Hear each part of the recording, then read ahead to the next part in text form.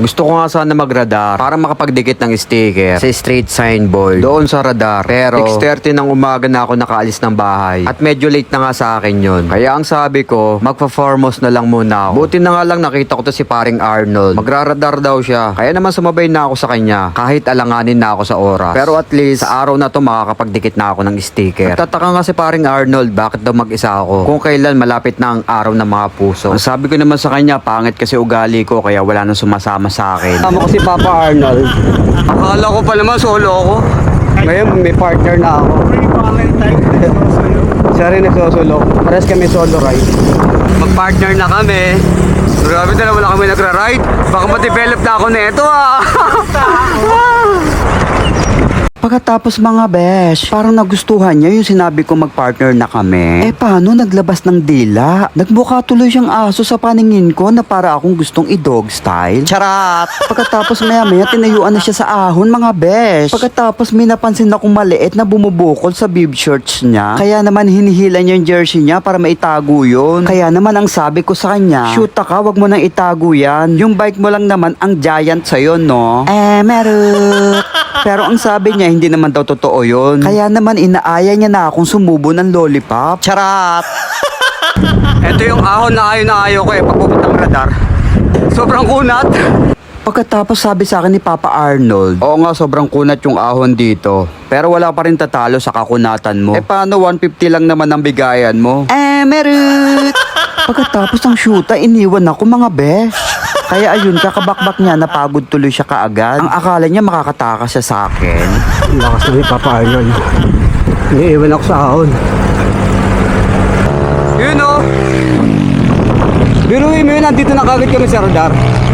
Wala talaga akong balak mag-radar Tinatamad ako Buti lang nakita ko si Papa Arnold. Yun, napilitan. Nakasangangin dito guys. Pagkatapos mga besh, habang nagvi-video nga ako dyan, may dalawang aso na gustong kumursunada sa akin. Hoy!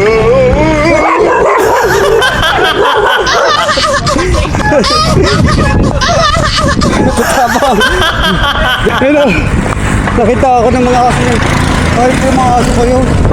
Bisit, nakita ko na yung dalawang aso sa mga tingin sa akin parang gusto ko yung dog style. Tiyara! May kakagat ka sa akin sa Valentine's, aso naman. Aray ko po. Shoot, muntik na ako makagat ng aso doon. Ayan. Sa wakas, andito na ulit ako sa radar.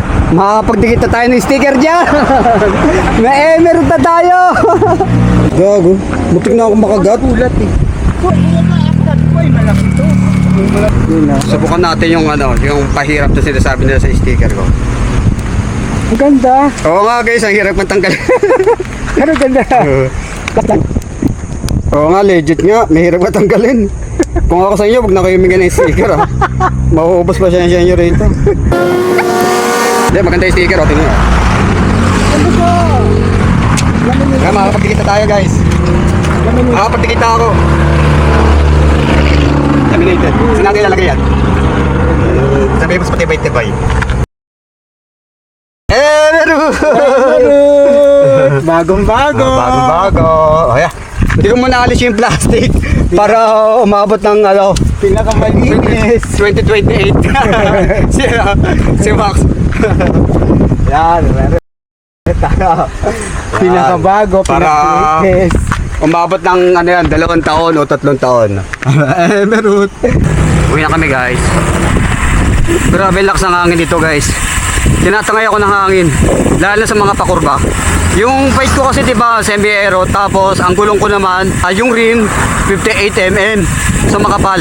Kaya ramdam na ramdam ko na inapos ako sa hangin. Ayun na naman guys, katakot.